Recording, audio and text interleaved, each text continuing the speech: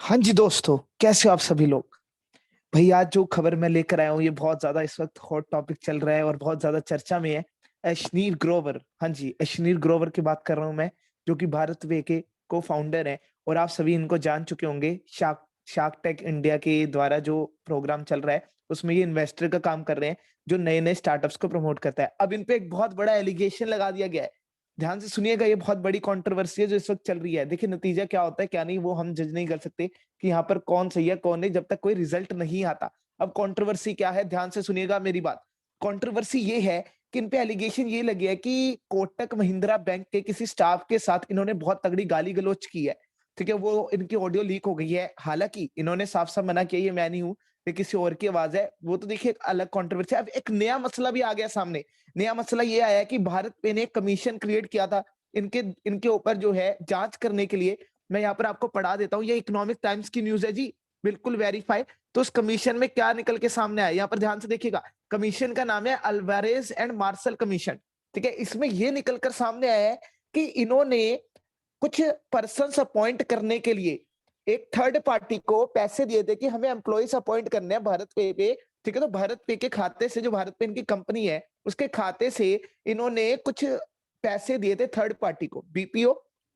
BPO आप सभी को पता है कि वो खुद अपॉइंट नहीं करते क्योंकि इतना टाइम नहीं है, तो एचआर एक्टिविटीज को जो है आउटसोर्स कर दिया जाता है। ठीक है? तो इन्होंने किसी मतलब बंदे को दिए, किसी या कंपनी को बोल दो दिए कि हमारी कंपनी के लिए आप वर्कर्स लाओ, एम्प्लॉइज लाओ अच्छे-अच्छे। अब जाकर पता लग रहा है वो थर्ड कंपनी एग्जिस्ट ही नहीं करती।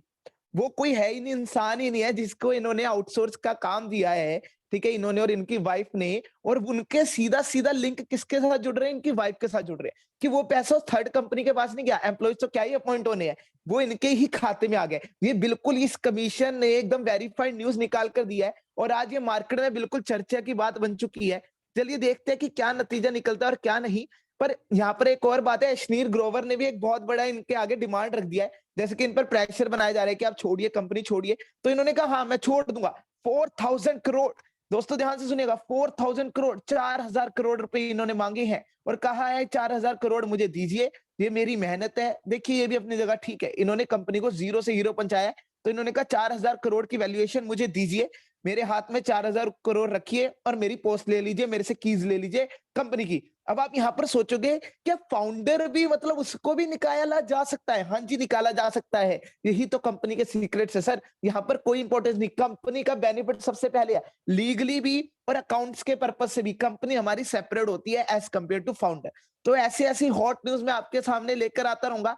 देखते हैं क्या होता है। अशनीर ग्रोवर जो शार्क टैंक में इतना आगे-आगे बढ़-बढ़ कर हिस्सा ले रहे थे, अब उन पर ये लग गया है। ठीक है? वैसे एलिगेशन के बाद भी इन्होंने ये कहा है कि मैं अपने शार्क टैंक में जिन लोगों से मैंने इन्वेस्टमेंट का वादा किया है, जिनके स्टार्टअप में मैंने इक्विटी लेने का वादा किया, उन्हें पैसे देने का वादा किया है, वो मेरे कॉन्ट्रैक्ट होकर रहेंगे। अच्छा, दूसरी बात ये, इन्हें छुट्टी पर भेज दिया गया है। अब भेज दिया गया है या ये खुद गए हैं, उसका कुछ भी अभी मसला सामने नहीं आ रहा है। और एक और बात चल रही है जी, मार्केट में बहुत ज़्यादा बातें चल रही है। भारत में कह दो कि एकदम से चर्चा में आ गई है कंपनी। एक और बात क्या चल रही है, अब ये अशनीर ग्रोवर ने एलिगेशन लगाई है। क्या एलिगेशन लगाई है? इन्होंने कहा है कि भारत में कंपनी का सीईओ यानी सुहेल समीर, जिनको अपॉइंट करने वाले यही थे, जिनको सुहेल को यही लेकर आए। ये कह रहे हैं कि वो मुझे चाहता है कंपनी से निकालना, उसने मेरे खिलाफ सब ये झूठा-वूठा प्लान्स बनाए हैं। अब इस बात में कितनी सच्चाई है, कितनी नहीं, ये तो वेरीफाई की जाएगी। अच्छा, एक और बात, आरबीआई बहुत ज्यादा इंटरेस्ट ले रहा है इस मामले में। आरबीआई का क्यों इंटरेस्ट है? देखिए, आरबीआई एक बैंकिंग का लीडर है, आप सभी को पता है, और भारत पे